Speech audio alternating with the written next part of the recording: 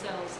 So I did this piece up here of this giant robin, and then the clouds are, what I'll do is I'll take a giant sheet of paper and I draw a complete set of clouds, and then I tear those apart and glue them on top of each other, so you get that sense of fullness. And that it's sort of unique because it's flat, but it's full with that layer like that. And Uncle, too, just to tell you a little bit about him, I actually did a story on, have you guys listened to Tales of the South? It's an NPR thing. I did a story for them, too, about meeting Uncle Two. He's about 5 feet tall and just this rich and wonderful character, and really funny, or he was, but I think you get his complexity in this piece. You got a cigarette pack here in his shirt, and you really get that southern feeling from him, and that's why I chose to incorporate him into that work. So I think that working in this way has a powerful impact on the viewer.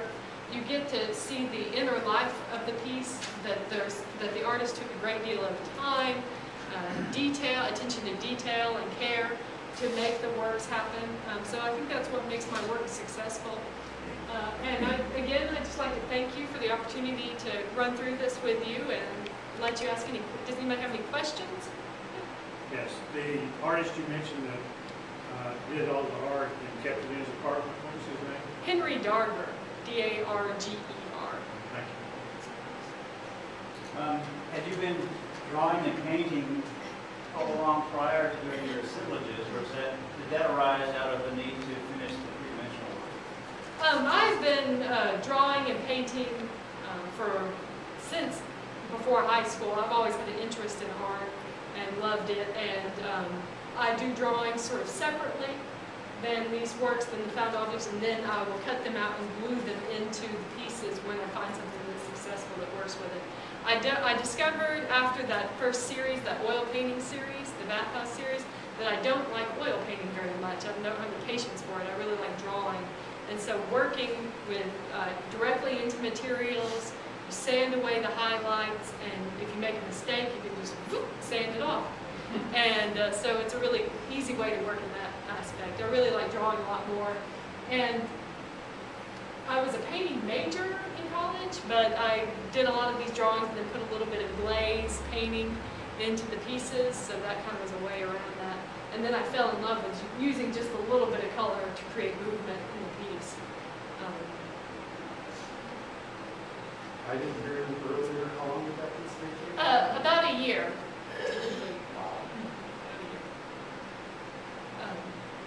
Also, something that's exciting with working with these found objects is you'll sand, okay, I'm going to sand this portion and bring out some highlights, but then there'll be a completely other layer of paint underneath, or wallpaper, or letters that are stuck to it, and so you get this interesting composition that you can work with, and so it's always exciting, it's always changing, and the final product is never what you thought it was going to be to begin with. You know, it's always a fun way to work, and it's, you know, it doesn't cost quite as much when you can find objects on the side of the road than actually buying canvases. So it's fun in that way too.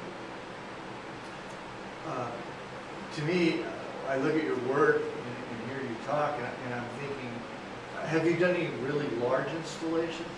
Have you, or had the opportunity? Are you interested in doing? I see you going. Yeah, sure, I'd love to. You know, if somebody wants to donate an abandoned house to me, I would love to have it and to do, you know, do this incredible installation work. The biggest installation that I've done is probably just in a gallery, and the piece that is on the tin roof is about 10 feet long.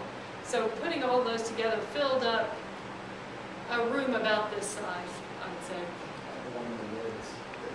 Oh, and yeah, he's right. I did an installation.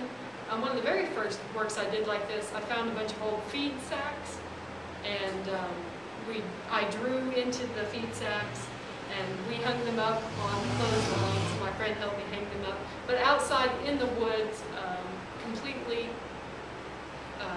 away from everybody, you know, and so it would just be for somebody to kind of stumble across.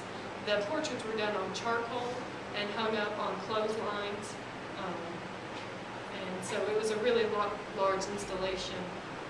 that went from tree to tree on clotheslines, hung up with old-fashioned clothespins, and then the portraits were hung on there for somebody to just kind of walk upon.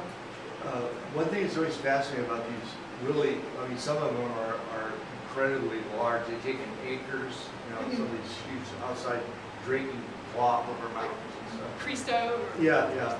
And to me, the only way, if you're doing it to be shared or interact with viewers, public, or whatever, would it lend itself to like printings, photography? I mean, do you have a sense for that, or do you think it should just stand alone where it's at? That's it.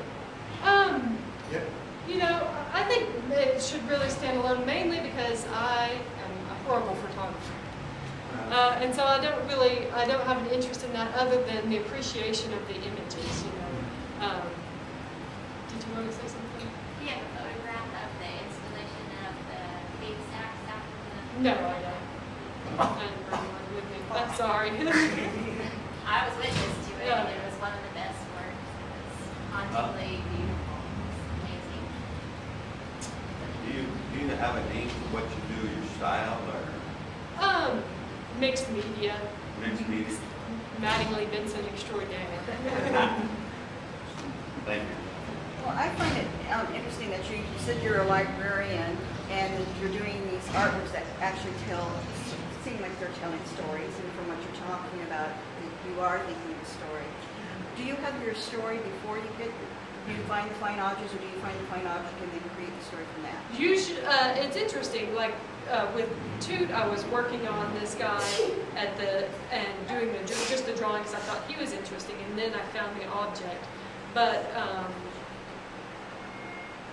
the objects usually create the narrative for me. But when I do works on paper, I have something in mind that I want to do beforehand.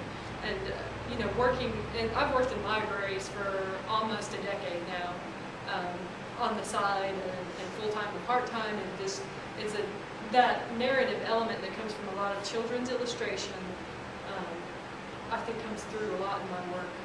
I love public library service, and you know, that's my other passion is reading, and so a lot of my inspiration comes from that, and that narrative quality I think does as well. One more. Have you ever considered including language, like a lot of contemporary painters now and artists are using language? Never considered it, but that, you know, I do like Donald Roller Wilson does where he uses language on the outside and creates that sort of poetic narrative that goes around the outside of his painting, and it's really fun and illustrative and mysterious, and so I do appreciate that quality. I haven't really thought of, that's a good idea, I haven't really thought of doing that, other than I use the patterns from text sometimes, but not the actual language. Well, the Bible pages that you were using, see, I was kind of suggesting that maybe you were thinking, because I find it really, I want to get lost in possibilities of your work and extrapolate them. Right. It's very inspiring. Any other questions? Well, I'd like to thank everybody for coming tonight, and I appreciate you sticking around, and I'd like to thank Donna as well for giving me this opportunity to come and speak. I'd love to come anytime. Thank you so much, and thank you for the opportunity.